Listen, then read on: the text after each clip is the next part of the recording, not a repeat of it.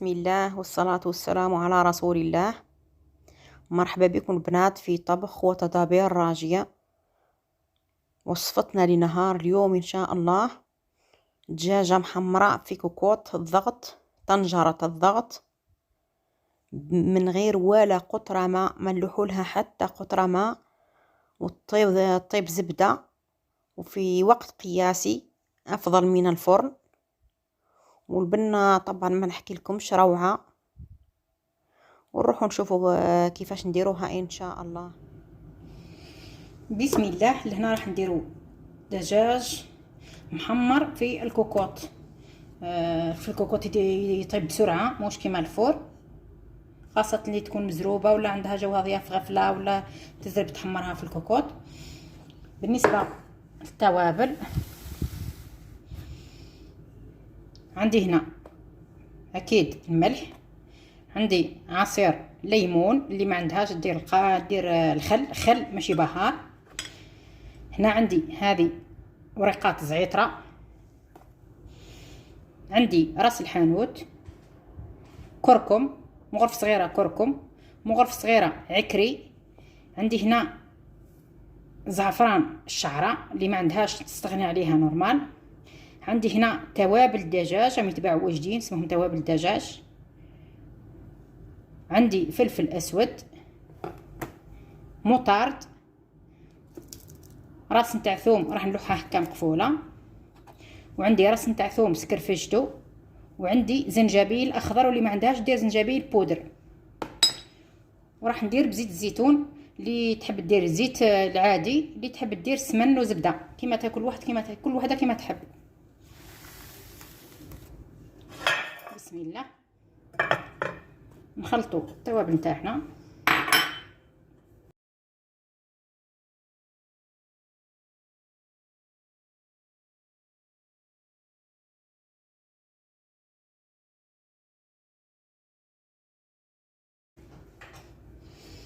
بالنسبه للزنجبيل، تحبي ترطبيه تحبي تقصيه او الذوب. دركي هذا زنجبيل، ونخلطوا كلشي. زيت الزيتون نديرو قيس 2 مغارف حتى 3.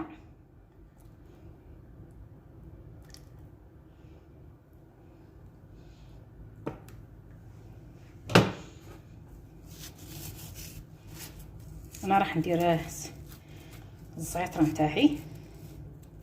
اذا ناشفه وما تحكلكش تقدري تلوحيها كامل.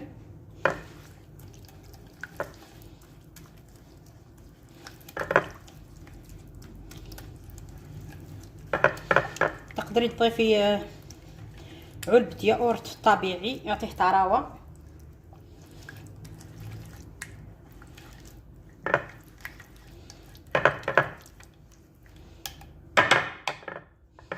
هنا نبداو نتبلوا الدجاج نتاعنا. لازم ندخلوا التوابل في الدجاجه كامل. الدجاجه نتاعك تكوني غسلتيها من قبل بالماء والخل، وحكيتيها بالملح. ملح يكون حارش، ومع شويه طحين شويه فرينه. انا هنا راح نستخدم يدي، نحب نستخدم يدي خير.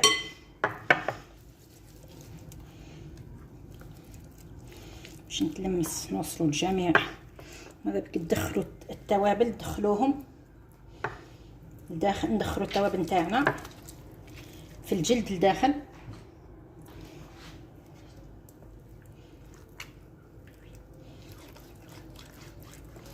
باش تجي الدجاجه نتاعنا بنينه. خاصه جهه الصدر، لان الصدر ديما يكون صامت. ندخلوا مليح هذيك الثوم والتوابل.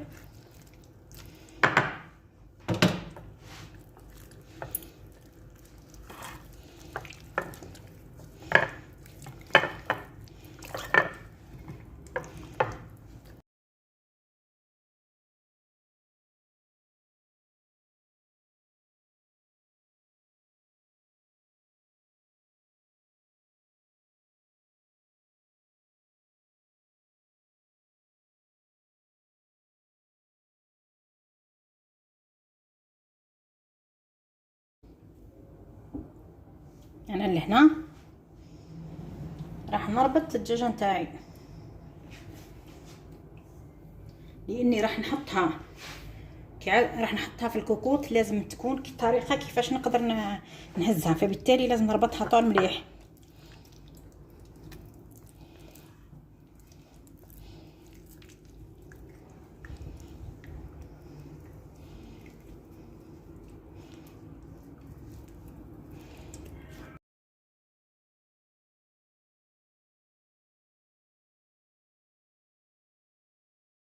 ندخلوها هنا، سيرتو اذا حشيتوها بالارز تحاولوا تقفلوا مليح من فوق من الرقبه ومن التحت باش الارز نتاعكم ما يخرجش. كما راكم تشوفوا لازم نربطوها مليح.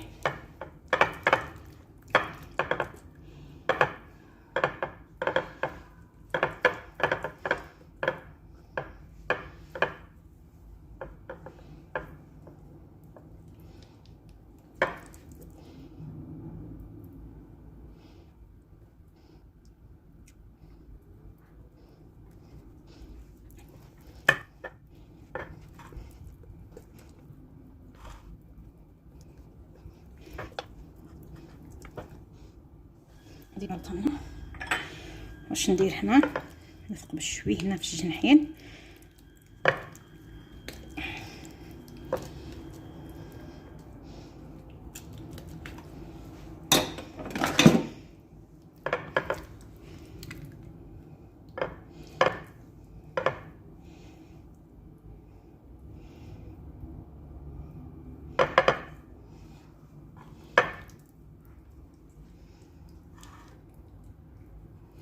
كل وحده بالطريقه تاعها في الربيط كيما جاتك ربطيها، ليسونسيال تتحكم مليح.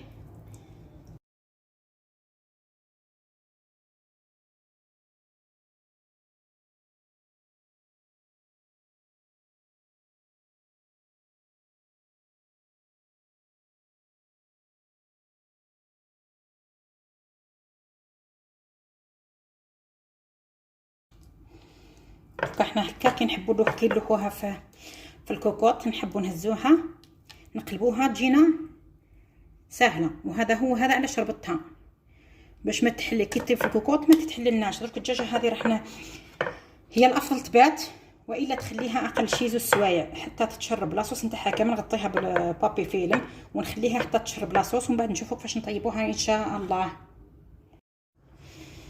ولا هنا البنات نكملوا الدجاجه نتاعنا بعد ما قعدت 3 سوايع. انا خليتها 3 سوايع، الافضل تبات، والا اقل شي 2 سوايع 3.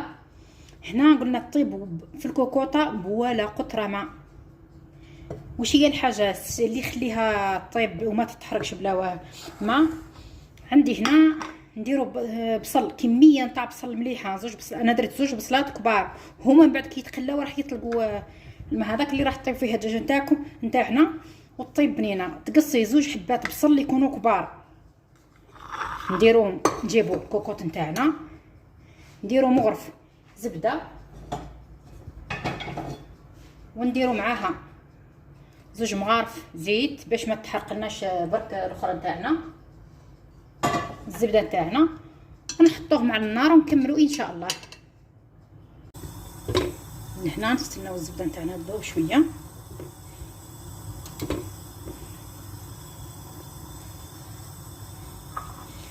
ونحطوا الكميه نتاعنا نتاع البصل.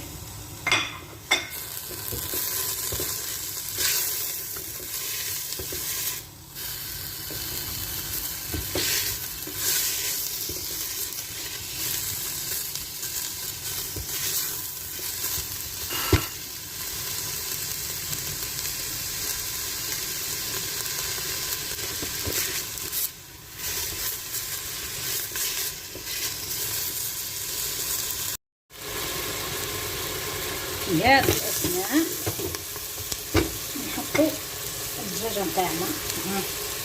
شوفوا كيفاش نقدروا نهزوها هذه. نهبطوا هذيك لاصوص تاعها في الربيع.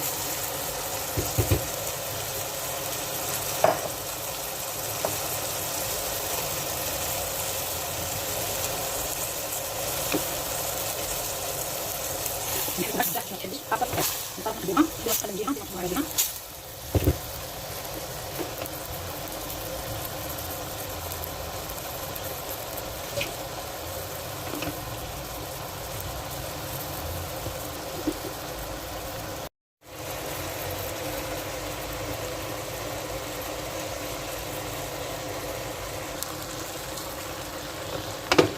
كي يبدا البنات البصل نتاعنا، احنا قلبنا الدجاجه نتاعنا ما نكثرولهاش تقلاب باش ما تهراش. كي شوف راني ما رحتش الماء، مسحتها البصله وطلق الماء نتاعو. دركا نغلقوا عليها الكوكوطه نتاعنا، انا نخليها 25 دقيقه كوكوطه مونيت، واذا كان الكوكوطه اللي بالصفاره خليها 30 دقيقه وحلي عليها. ما نزيدوا لها ما نديروا لها ولا قطره ماء. درك نغلق عليها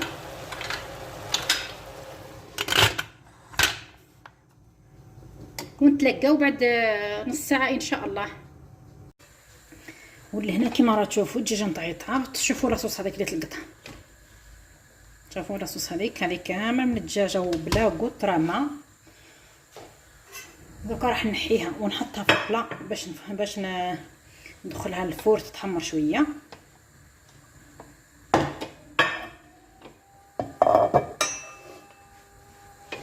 لما تهزيها مباشره من هذاك الخيط راهو ما علاه درناه باش ما تحلناش. هاي الدجاجه نتاعنا حاكمه روحها. هذه راس ثوم، هذا الراس تاع الثوم اللي درتو نحطو حتى هو يتحمر. درك ندخلها للفور تتحمر. تحبي ديري لها من فوق شويه زيت ولا شويه زبده باش تدي وجهها، تحبي تدخليها مباشره هكذا. بالنسبه ونديرها صوص للرز، تحبي ديرها لابيوري، تحبي ديريها البطاطا ديريها في الفور، ديريها كيما تحبي ديريها انت والاختيار نتاعك واش تحبي بواش تحبي ترافقي الدجاج تاعك.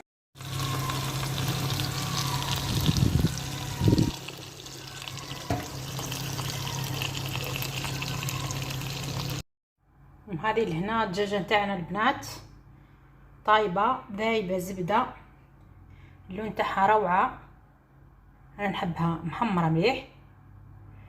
قدمتها مع الارز ومع هذيك لاصوص اللي نحيناها من الدجاجه اللي خرجت في الكوكوطه. صفيتها وعقدتها شويه بمغرف فرينه وشويه كريم فريش، ونقدموها مع الارز والا مع الفريت ولا مع بطاطا كوشه، كل واحد ومع لابيوري كل تصلح.